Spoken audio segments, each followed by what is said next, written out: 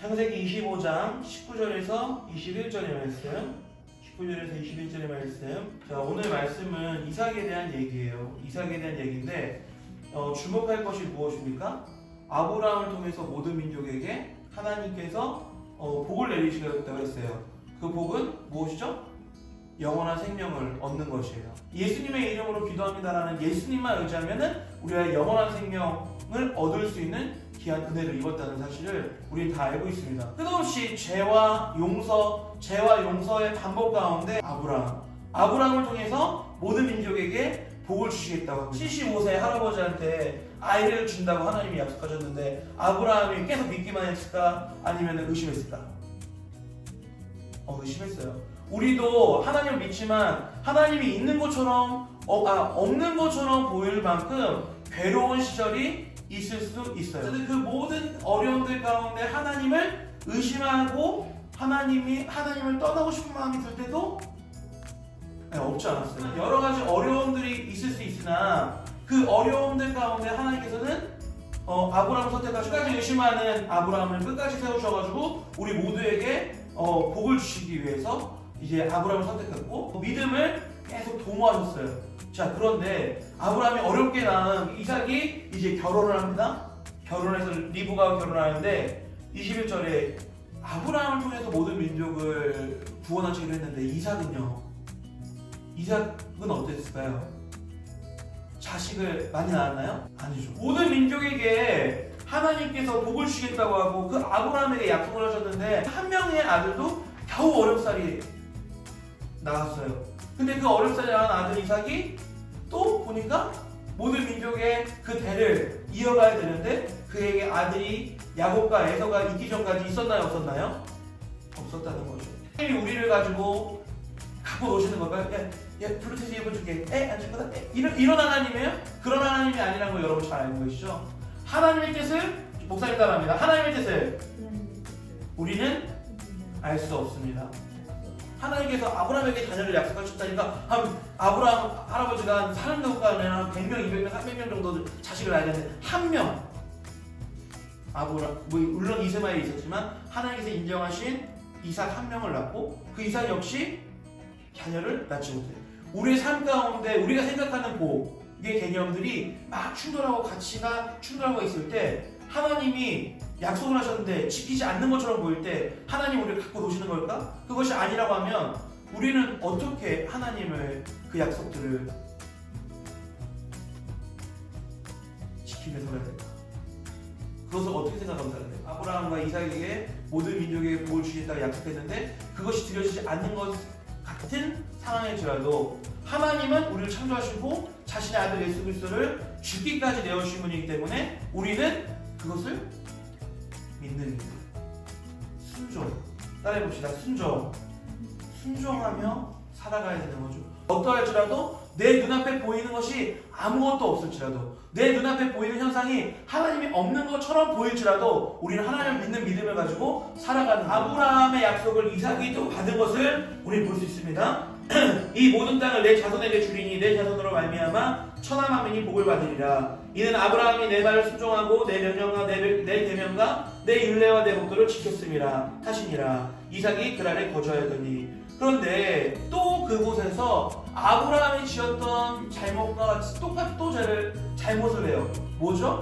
아브라함이 자신의 아내를 다른 나라 왕에게 누이라고 속였어요. 그래서 결혼할 뻔했고 하나님 그걸 막아주셨어요. 근데 이삭은 어땠을까요? 그의 아들 이삭도 역시 똑같은 일을 저지르고 맙니다. 우리가 믿음의 조상이라는 것들을 조금 해체해서 자세히 다각도로 볼 필요가 있어요. 아브라함 믿음의 조상이라고 우리가 잘 알고 있어요. 오랫동안 성경 신앙생활하면서. 그렇지만 그는 완벽했습니까, 여러분? 아니죠. 완벽하기 때문에 하나님께서 모든 민족에게 복을 줄 수 있는, 모든 민족이 그를 축복할 때 축복을 주고 모든 민족이 그를 저주할 때 저주를 줘서 모든 민족에게 예수님을 알게 하는 그 복을 주셨나요? 아니라는 거죠. 우리 모든 인류를 구원하시기 위해서 하나님께서는 아브라함을 선택하셨고 아브라함은 하나님을 의심하였고 불완전한 모습이 있었지만 하나님을 끝까지 신뢰하였나요? 신뢰하지 않았나요? 신뢰했어요. 순종했어요. 그분의 말씀을 따랐어요. 하지만 불완전했어요.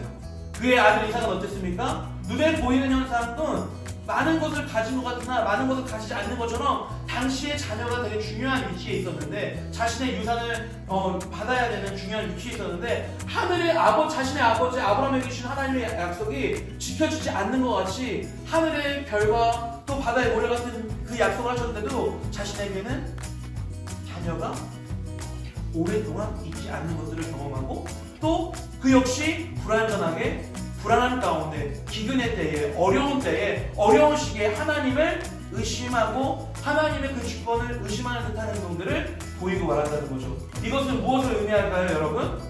아브라함이 그랬으니 이삭이 그랬으니 우리도 그렇게 삽시다. 마음대로 삽시다 라고 얘기하는 걸까요? 그것이 아니라는 거죠. 하나님 역시 우리를 가지고 장난치시는 분이 아니기 때문에 그분을 믿는 우리 역시 하나님의 마음을 가지고 장난쳐서는 안 돼요. 이 상황 가운데서도 우리는 하나님을 신뢰해야 될까요? 신뢰하지 않을까요? 신뢰해야 합니다.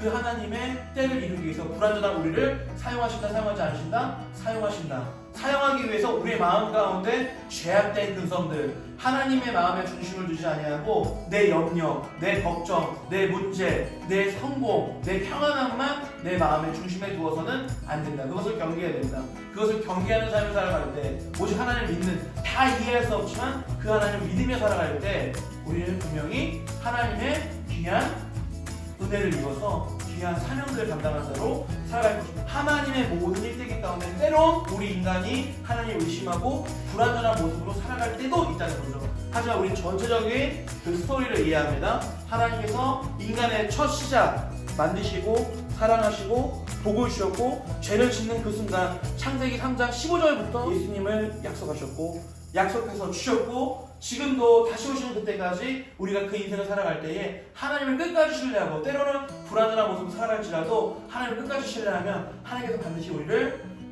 사용하신다는 것, 이것을 다시 한번 강조하다 보니까 이 얘기를 하겠습니다. 많은 사람들이 이 땅을 광야 같은 삶이라고 해요. 천국은 영원한 생명, 영원히 하나님과 즐거이 사는 나라인데 이 땅에서는 때로는 슬픔도 있고 억울한 일도 있는 것처럼, 하지만 그럼에도 불구하고 하나님은 우리를 지켜보고 계시고 우리를 하나님의 귀한 뜻을 이루기 위해서 반드시 우리를 사랑하시고 사용하신다는 것을 내포하고 있는 찬양 같아서 우리 이 찬양 다시 한번 처음부터 한 번씩만 부르고 마치도록 하겠습니다. 우리 신앙께 기도하기 원합니다. 주님을 신뢰하며 살아가기 원합니다. 하나님, 내가 완전하기 때문에 아버지 나를 붙잡아 주시고 나를 선택하신 것이 아니라 나를 사랑하시기 때문에, 나를 찾아주시기 때문에 때로는 연약하여지고 때로는 하나님 당신을 의심하는 모양을 보일지라도 내가 약할 때나 강할 때나 언제든지 나를 사랑하시는 분임을 믿습니다. 우리 그 하나님을 신뢰합니다. 그 하나님을 신뢰하며 살아갈 수 있는 이번 한 주가 될 수 있도록 인도하달라고 다시 한번